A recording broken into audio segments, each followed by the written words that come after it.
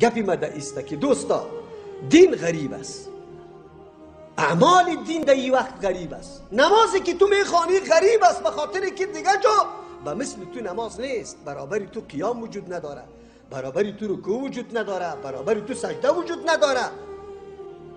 نماز تو بسیار غریب است، دعای تو غریب است، روش سلام تو غریب است. یک شخصی برای من گفت مولوی صاحب میفهمی که من شاگردایت از کجا میشناسم؟ من گفتم مهربانی کن. گفت شاگردایت از این میشناسم که با مجرد زنگ میزنه الو بلو را کس یاد نداره، السلام علیکم و رحمت الله و برکاته. به الله قسم که وقتی میگه میدانم که حتما از جمله کسانی است که وابستگی با شما داره، به درس شما داره، الا ماشاءالله اگر کدام تا استثنایی موجود باشه. به خاطر که من میفهمم که چی گپ است، چه قسم دین چی را میگه. غریب است سلام ما، غریب است سلام که میپرتی غریب است. وقتی تو سلام درست میگی، ابتدا به سلام میکنی، از او که پیشی میکنی، غریب است. دیگه مردم که انتها تو را خوش داشته باشه، صبح بخیر شب بخیر، صحیح است، خدا حافظ، اینه بقدر یاد داره. سلام وجود نداره، نه در وقت آمدن، نه ملاقات، نه در وقت رفتن. غریب است. تراویح تو غریب است، ختم تو غریب است، مرده تو غریب است، جنازه تو غریب است. الله مادر فلانی وفات شده بود، دو مردکه هیچ چیز نشده، هیچ چیز، نه بدرغه بود، نه اونجا جای نمازات تقسیم شد، نه اونجا گر برده شده بود، نه بستره برده شده بود. اینه به خاطر میگم که در بعضی جنازه در مختلف مناطق مختلف رسم است. او طرف جنازه روان است، اینجا 4 دانه بستره پشت کرده گیسته، بی بالش نمیدن. عقیده به ایسته که بالش دادی دیگه مرده باز میشه. عجیب گپ است این وطن، عجیب حالت است این وطن. مرده تو ناشناس، جنازه تو ناشناس. این چی رقم جنازه بوده برادر؟ نیم ساعت در جنازه تیر شد.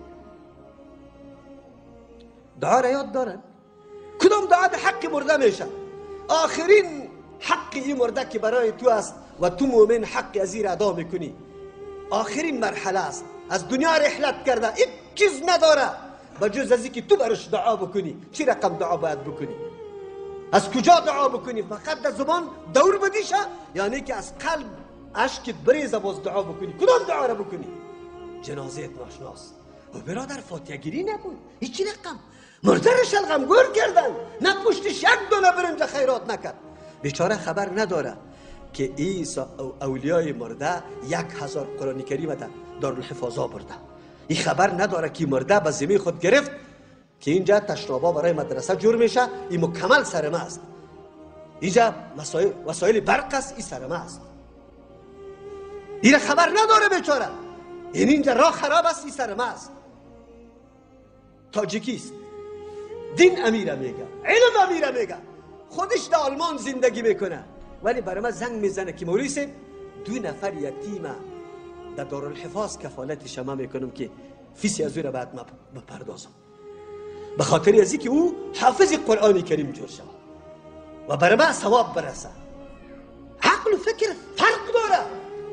یک شخص تاجیکستانی در آلمان این مفکوره را داره، این بصیرت داره، اما تو جناب با این کشوفش که خودت لیدر سیاسی میگیری، سرمایه‌داری قوی میگیری، والله قسم اگر برابری امو آدمی که در اروپا زندگی میکنه تو در مورد دین معلومات نداری، تو خودنمایی میکنی، تو پخته که مردم طلب بکن که مردم ببینه، بگویا مردم که خوب خیرات کرده بود، شکم مردم پلو و گوشت پایین شده عالی خیلی تو را توصیف میکنه. به می خاطر مرده تو غریب است. والا فاتحه گیری نبود، فلانی خان پدرش وفات کرده بود. عجیب است. باز دیگه چی میگه؟ چقدر خواری کرده بود و این بچه ها چقدر پول پیسه پیدا کرد، خانه خرید، بیچاره را این شلغم گور کردن. خبر نداره که امی پسر الحمدلله پسری است که در یک نماز هم پدر از یادش نرفته، در یک نماز از صمیم قلب دست بالا میکنه، برش دعا میکنه، هیچ چیزی دیگری نکرده، یک دانه برنجام بیرون نکشیده، دعای مخلصانه میکنه. دختری تربیه کرده، بچه را تربیه کرده که او خدمت دین میکنه، ثواب برش منقطع نمیشه، میرسه. غریب است، توی غریب است. خبر شدم فلانی دختری خورده به فلانی بچه فلانی داده تویش کی شد والا توی موی نبود در خانه یک 20 نفر آمده بودن همونجا ولیمه داشتن نکاح بسته کردن چه خبر داری ایره چی میکنی بیادرم مهر چی قدر بود اینطوری نبود که وکیل گرفته باشه پدر خودش یا بیادرش ایجاب قبول میکرد از طرف دختر و مهر خبر داری که چی کردن به خودی بچه سپردن که چقدر توان داری و دیگه چی میگه به الله قسم رای حق و همی هست که چی کنیم که نمیشه مردم گپ باز میزنن همی حق است فرعون هم در قلب خود گپای موسی علیه السلام دعوت موسی علیه السلام یقین کرده بود که نمی حق است ولی ریاست سردمداری پاچایی این نمیخواست که آلی سر به سجده به الله بمانه و تسلیم سخنانی که حقانه موسی علیه السلام شود از او خاطر گپا را جور میکرد که الا موسی علیه السلام آمده که بر اسرائیل سیکو جدایی میاره یک حکومت قبطی و اسرائیلی فرق نمیشه دموکراسی است حقوق کلگی تامین است یا آمد آلی سیکو توحیده میگه توحیده آلی جدایی میاره نمیگه براتون که شما جدایی آوردی شما رو نمیگه کلانترین اعتراض این مردم سر ما و شما چی است این مردم سیکو جدایی آورده کامنت های مرا ببینید که در صفحات اجتماعی چی نوشته میکنه لعنت میفرسته میگه کی خود مردم جدا کرده جدا کرده از چی جدا کرده از شرک از بدعت